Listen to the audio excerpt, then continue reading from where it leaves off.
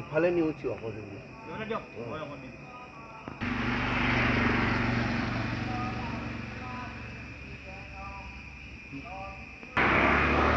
Hello কিন্তু এই খবৰ পৰা ভাগটো লগানো কিনো তাক শুনা মনত নুগুণা এই অমৰ দেখিয়া গায়া নভোগ অবিবা তাক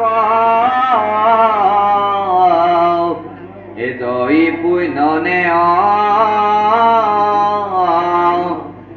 হিয়ানিৰে এই সাক্ষাতে দেখি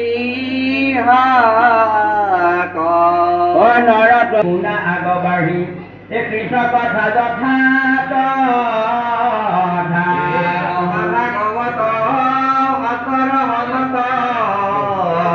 এই সাক্ষাতে শুনা আপুনি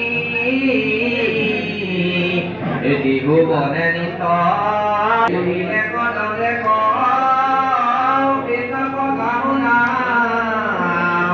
এৰিকে মূল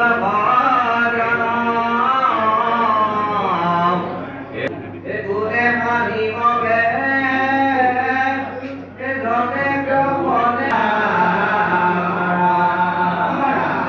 ব্ৰাহ্মণৰ মৃত্যুপুত্ৰ আনিবলৈ অৰণ্যৰ প্ৰতিজ্ঞা আৰু তাক পালন কৰিব অসমত দশৰ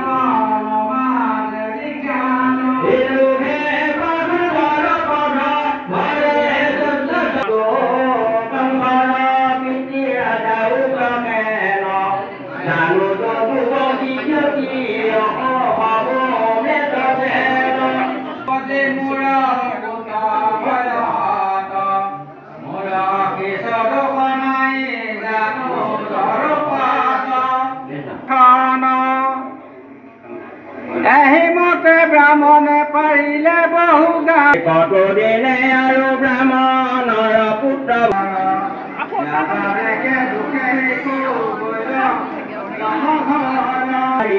পঞ্চশয় কাটায়াত পুত্ৰ গৈল মৰি ৰাজা ৰজা পেলা অন্তবাৰে বা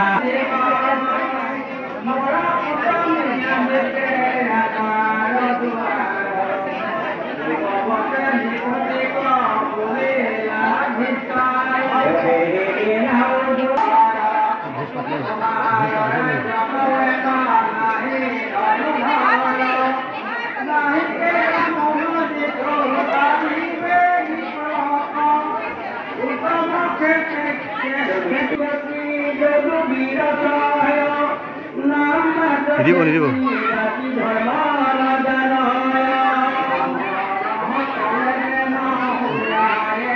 ইয়াৰ উদ্দেশ্য হ'ল আমি ভক্তি ধৰ্ম প্ৰচাৰ কৰা ভক্তি যাতে মানুহ সকলোবিলাক ৰাইজৰ সকলোজন ব্যক্তিৰ মাজত যে ভক্তি প্ৰচাৰ হয় সেই উদ্দেশ্যে আমি অনুষ্ঠান পাতিছোঁ আপোনালোকে ভবামতে আমাৰ ভক্তবৃন্দ যথেষ্ট আমাৰ ভবাতকৈও আৰু অধিক সংখ্যক ভক্ত ইয়ালৈ আহিছে প্ৰথমবাৰৰ কাৰণে আপোনালোকে ভাগৱত পাতি কেনেকুৱা আমি খুব ভাল অনুভৱ কৰিছোঁ আমাৰ সকলোবিলাক মানে আমাৰ হাতীবাৰটোল আৰু ফুকনৰ চুকৰ সমূহ ৰাইজে এই মানে সন্তোষ প্ৰকাশ কৰিছে লগতে আপোনাৰ এই বছৰ আমাৰ জুবিন দাৰ শ্ৰদ্ধাঞ্জলিও জ্ঞাপন কৰিছে হয়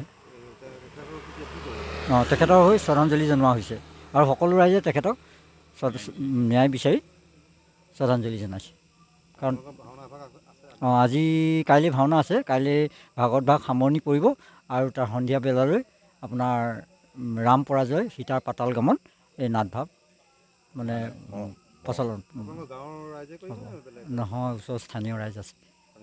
হয়। নমস্কাৰ। আমি ফুকন চুক আৰু হাতীবুঢ়া টোল সকলো ৰাইজ মিলি আমাৰ যিখন সমাজ, এই সমাজত আমি 4দিনীয়াকৈ ভাগৱত পাঠ অনুষ্ঠান প্ৰথমবাৰৰ বাবে আয়োজন কৰিছোঁ।